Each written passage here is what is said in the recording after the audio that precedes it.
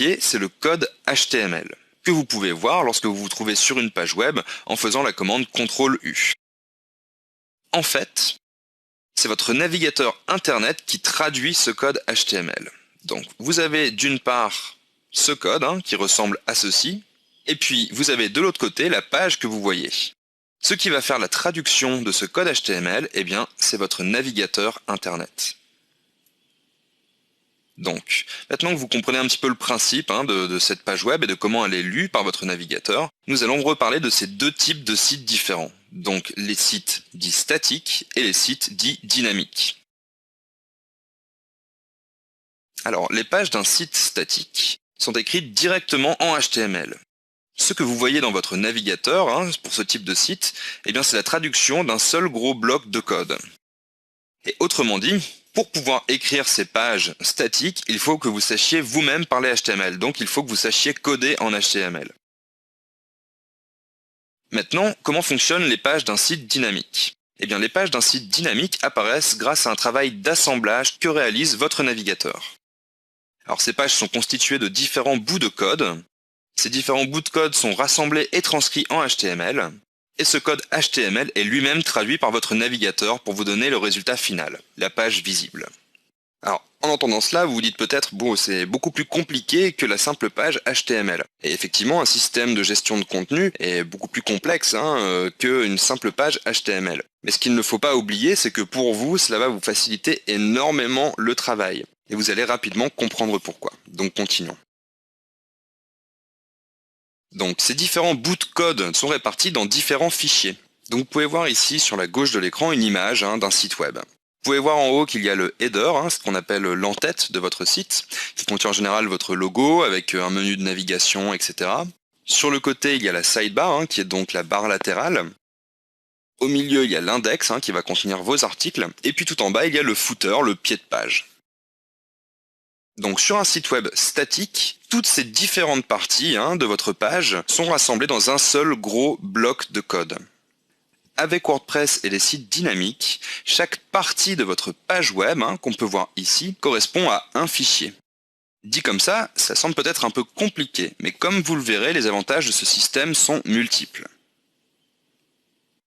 Alors, de manière très prosaïque, quels sont les avantages de WordPress par rapport à un site statique ? Eh bien, premièrement, c'est que vous n'avez pas besoin de connaître le HTML. Vous pourrez publier des textes et créer des pages aussi simplement qu'en utilisant Word.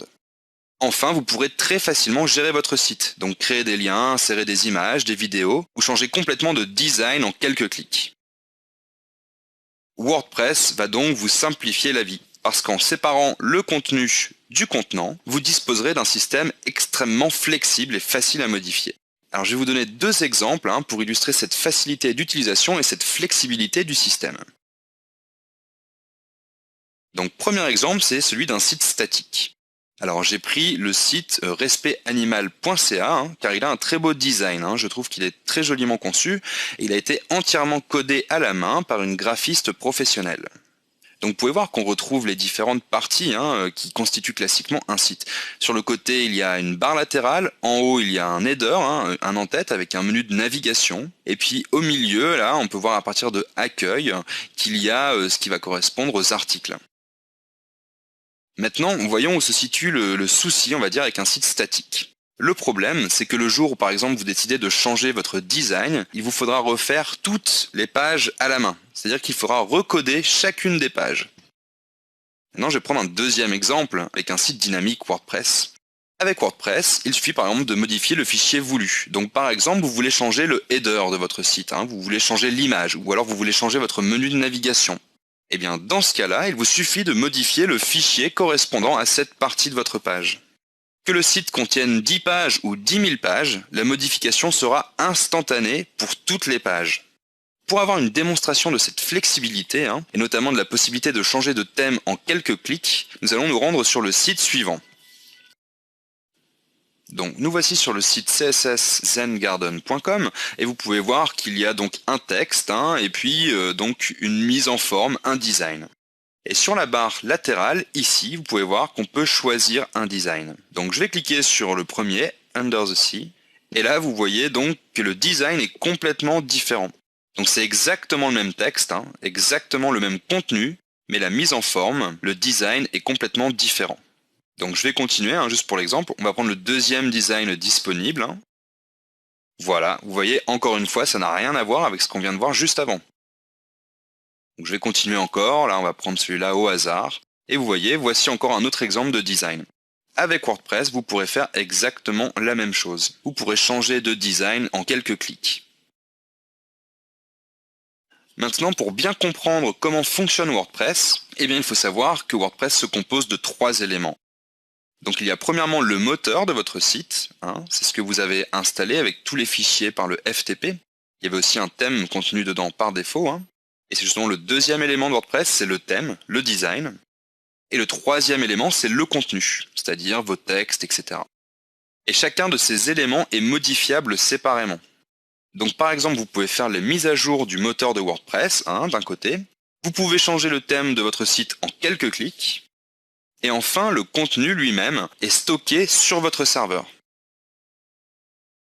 Voyons enfin le quatrième élément entre guillemets de WordPress, eh bien ce sont les plugins, ou en français les extensions. Ces extensions vous permettent d'étendre les fonctionnalités de WordPress. Par exemple, si vous voulez créer une belle galerie de photos, ou alors intégrer des commentaires Facebook sur votre site, etc., etc. Donc ces extensions sont optionnelles, mais elles sont également indispensables pour tout bon site WordPress. Nous commencerons d'ailleurs à en utiliser très prochainement. Voilà, c'est tout pour cette vidéo. Je vous remercie de l'avoir regardée et vous dis à très bientôt pour la prochaine. À la fin de notre petite vidéo, on rappelle qu'il était question de parler de Magento et de WordPress. Pour ma part, WordPress est très facile à utiliser. L'intégration est facile. Vous n'avez pas besoin de gros budget pour lancer un site de vente en ligne avec WordPress. Donc je vous encourage fortement d'utiliser WordPress pour gérer vos sites, vos ventes en ligne. D'accord? Parce que vous pouvez acheter le plugin en fonction de votre budget. Vous n'avez pas besoin de gros moyens pour pouvoir gérer cela. Et vous n'avez pas de pression, on ne pourra pas vous mettre la pression sur quoi que ce soit. Votre site sera là. Si un développeur vous emmène ou peut-être ne peut plus travailler avec vous, il partira. Vous allez prendre juste un content manager pour gérer cela. Donc, moi, je vous encourage vivement à utiliser WordPress. D'accord? Alors, on se retrouve prochainement pour une nouvelle vidéo. D'ici à là, portez-vous bien. Bye.